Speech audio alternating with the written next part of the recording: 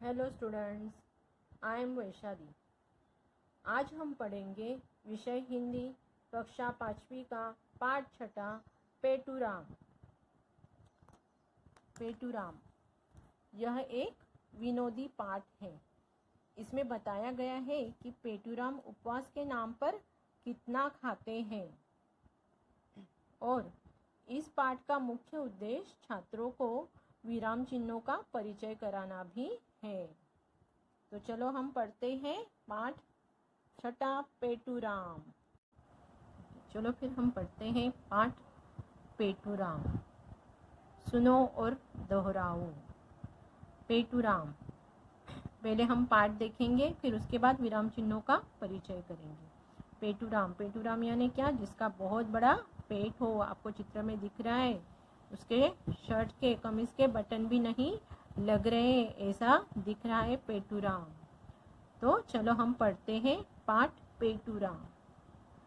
पेटूराम को कहीं दावत पे बुलाया गया है, खाने के लिए बुलाया गया है और वहाँ पे वह गया हुआ है। और फिर बाद में क्या होता है, चलो हम पढ़ते हैं। चलिए, भोजन तैयार है, आप भोजन कीजिए।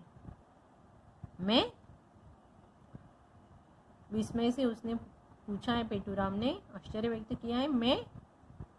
क्या आप भोजन नहीं करेंगे? सामने से उनको प्रश्न पूछा गया है, आप भोजन नहीं करेंगे? आज मेरा उपवास है, उन्होंने जवाब दिया है, आज मेरा उपवास है। उपवास में कुछ तो लेते होंगे? हाँ, थोड़ा बहुत खा लेता हूँ। फिर संकोच कैसा? कृपया बताइए। देखो, सामने से उसे पूछा जा रहा है कि फिर संकोच क्यों कर रहे हैं आप, हिचकिचाहट क्यों कर रहे हैं, कृपया करके बताइए आप क्या खाएंगे इसे। अंगूर मिलते हैं? पेटूराम ने प्रश्न पूछा है, अंगूर मिलते हैं? हाँ, बहुत मिलते हैं, केवल आधा किलो मंगवा दें। और आधा दर्जन केले, 1 किलो सेब और 1 पाव मेवा, 1.25 पाव मिठाई, बस या कुछ और? देखो, पेटूराम ने क्या क्या मंगवाया है। पहले अंगूर मंगवाए हैं, अंगूर के बाद आधा किलो अंगूर मंगवाए हैं और आधा दर्जन केले, 1 पाव मेवा, 1.25 पाव मिठाई, बस या कुछ और? देखो, इतना सब कुछ मंगवाने के बाद भी और क्या कह रहा है पेटूराम? आधा लीटर दूध और रबड़ी, बस।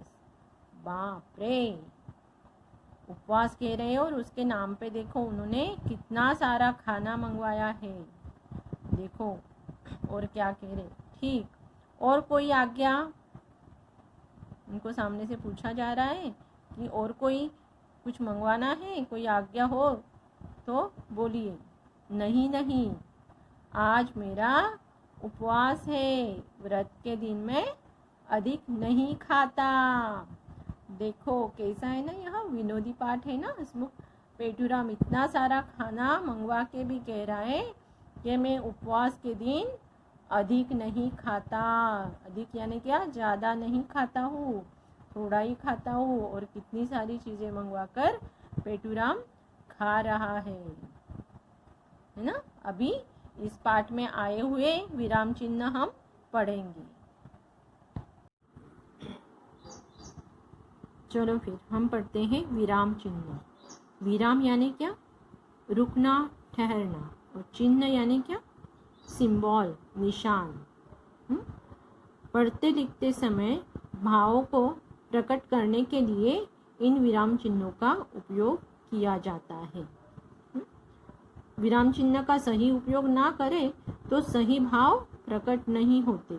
इसलिए शुद्ध पढ़ना और शुद्ध लिखने के लिए विराम चिन्हों का परिचय जरूरी है। देखते हैं हम। पहले है पूर्ण विराम। पूर्ण विराम दिया गया है हमें पहले। पढ़ते समय जिस स्थान पर वाक्य समाप्त होता हो वहाँ पूर्ण विराम का चिन्ह लगाया जाता है। जहाँ पे वाक्य समाप्त होता हो, जैसे अब मैं उदाहरण दे रही हूँ आपको, इस पाठ में आया हुआ है व्रत के दिन मैं अधिक नहीं खाता, यहाँ पे पूर्ण विराम आया है। हाँ, पेटूराम का वाक्य समाप्त हुआ है, इसलिए यहाँ पे पूर्ण विराम का चिन्ह आया है। अभी दूसरा है अल्प विराम। वाक्य पढ़ते समय जिस स्थान पर थोड़ी देर रुकना हो वहाँ अल्प विराम का चिन्ह लगाया जाता है।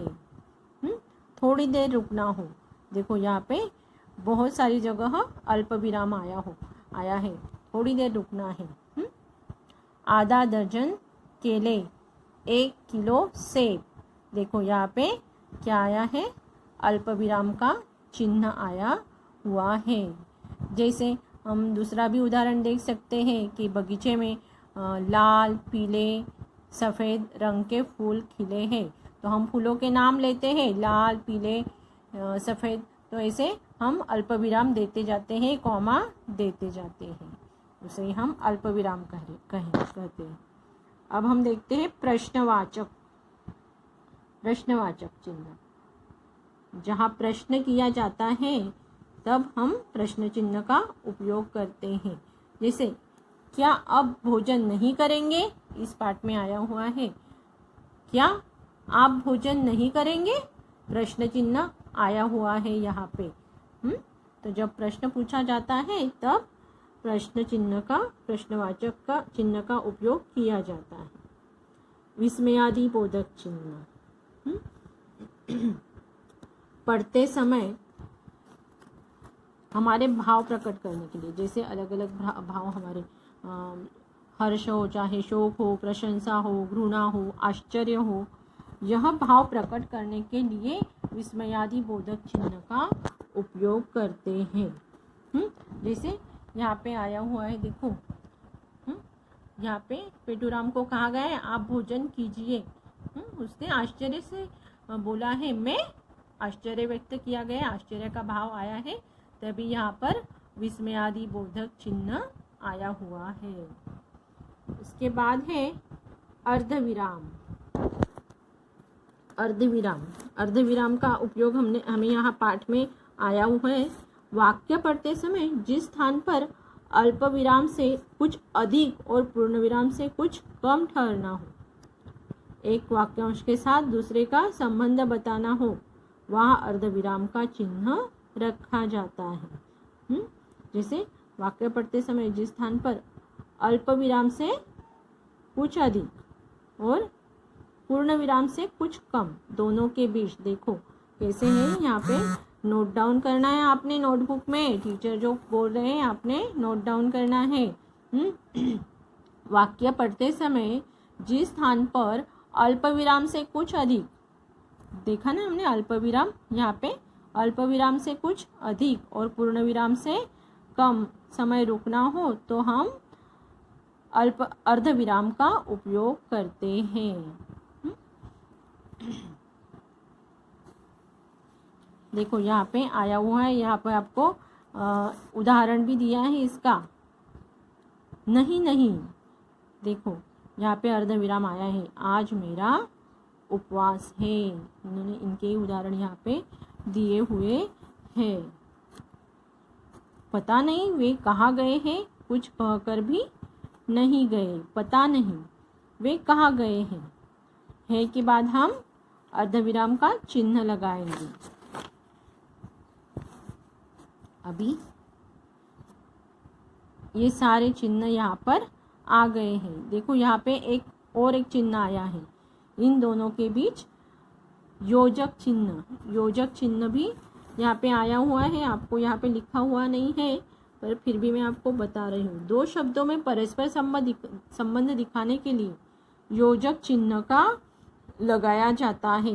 एक ही शब्द जो 2 बार आए या शब्द की पुनरावृत्ति हो तब यह चिन्ह उपयोग किया जाता है। शब्द की पुनरावृत्ति, देखो जैसे यहाँ पे आया है, नहीं, आज मेरा उपवास है। नहीं, यह शब्द 2 बार आया है और इसके बीच यह क्या हुआ है, रेखा खींची है, इसे योजक चिन्ह कहते हैं।